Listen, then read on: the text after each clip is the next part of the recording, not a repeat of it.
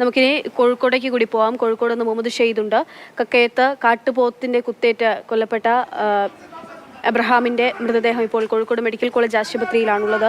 ഷെയ്ദ്, അവിടെയും വലിയ രീതിയിൽ പ്രതിഷേധമൊക്കെ നടക്കുന്നുണ്ട്. അപ്പം മൃതദേഹം എപ്പോൾ വിട്ടു നൽകുമെന്നുള്ളതാണ്. ഈ കാട്ടുപോത്തിനെ വെടിവെക്കണമെന്നുള്ള ആവശ്യം നാട്ടുകാർ ഉന്നയിക്കുന്നുണ്ട്. എന്തൊക്കെയാണ് അവിടെ സംഭവിച്ചുകൊണ്ടിരിക്കുന്നത്, എങ്ങനെയാണ് പ്രതിഷേധവും മറ്റു വിവരങ്ങളും?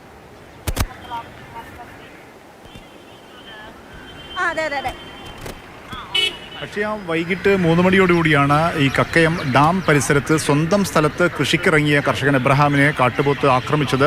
1 മണിക്കൂർ നേരം അദ്ദേഹം രക്തം വാർന്ന് അവിടെ കിടക്കുകയുണ്ടായി. ആരുടെയും ശ്രദ്ധയിൽപ്പെട്ടില്ല. പിന്നീടാണ് ആശുപത്രിയിലേക്ക് മാറ്റിയത്. അപ്പോഴേക്കും മരിച്ചിരുന്നു. കഴിഞ്ഞ കുറച്ച് ദിവസങ്ങളായി പ്രദേശത്ത് കാട്ടുപോത്തിൻ്റെ വലിയ രൂക്ഷമായ ശല്യമുണ്ട്. ജനങ്ങളെ ജനവാസ കേന്ദ്രത്തിലേക്ക് ഇറങ്ങി വലിയ ഭയാശങ്കയിലാണ് ജനങ്ങൾ കഴിയുന്നത്. 2 ആഴ്ച മുമ്പാണ് അവിടെ ഈ കക്കയം ഡാം പരിസരത്ത് തന്നെ ടൂറിസ്റ്റുകളായി എത്തിയ എറണാകുളം സ്വദേശികൾക്ക് നേരെ കാട്ടുപോത്തിൻ്റെ ആക്രമണം ഉണ്ടായി. ഒരാൾക്ക് ഗുരുതരമായി പരിക്കേറ്റു.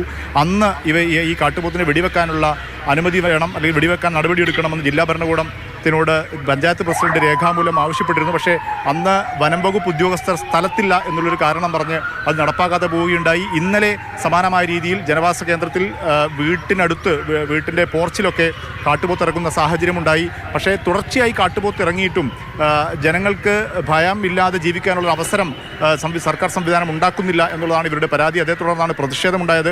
ഈ പോസ്റ്റ്മോർട്ടത്തിനായി എബ്രഹാമിൻ്റെ ബോഡി പുറത്തെടുത്ത സമയത്ത് പോസ്റ്റ്മോർട്ടം നടത്തണമെങ്കിൽ ഇക്കാര്യത്തിൽ ജില്ലാ കലക്ടർ ഒരു ഉറപ്പ് നൽകണം, വെടിവെക്കാനുള്ള ഉത്തരവ് നൽകണമെന്നൊരു ആവശ്യം ഉന്നയിച്ചിരുന്നു. അങ്ങനെ ഒരു ഉത്തരവ് നൽകാമെന്ന് ഉറപ്പിൻ്റെ മേൽ ഇപ്പോൾ പോസ്റ്റ്മോർട്ടം നടപടികൾക്കായി ബോഡി കൊണ്ടുപോയിട്ടുണ്ട്. ഇപ്പോൾ മെഡിക്കൽ കോളേജിൽ പോസ്റ്റ്മോർട്ടം സ്ഥലത്താണ് ഇപ്പോൾ ബോഡിയുള്ളത്. അതേസമയം തന്നെ ഇപ്പോൾ കൂരാച്ചുണ്ടിൽ വനം വകുപ്പ് ഓഫീസിലേക്ക് യൂത്ത് കോൺഗ്രസിൻ്റെ പ്രതിഷേധം ഇപ്പോഴും നടന്നുകൊണ്ടിരിക്കുകയാണ്. ഇക്കാര്യത്തിൽ ശാശ്വതമായൊരു പരിഹാരം ഈ പ്രദേശത്ത് തുടർച്ചയായി ഈ കാട്ടുപോത്തിൻ്റെ ആക്രമണം ഉണ്ടായെങ്കിൽ പോലും ആദ്യമായാണ് ഇങ്ങനെയൊരു ജീവൻ നഷ്ടമാകുന്നൊരു സാഹചര്യം. അത് ഇനി ഇങ്ങനെ പോകാൻ കഴിയില്ല എന്നൊരു ഉറച്ച തീരുമാനത്തിലാണ് അവിടെ ഉള്ളത്, നാട്ടുകാരുള്ളത്. അവർ പ്രതിഷേധത്തിലാണ്.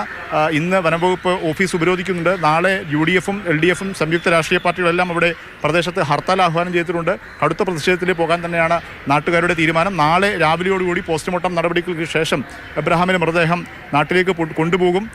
അത് പിന്നെ സംസ്കാര ചടങ്ങുകൾ നടക്കും. പക്ഷേ പ്രതിഷേധം ശക്തമായി ഉയർത്താൻ തന്നെയാണ് നാട്ടുകാരുടെയും രാഷ്ട്രീയ പാർട്ടികളുടെയും തീരുമാനം.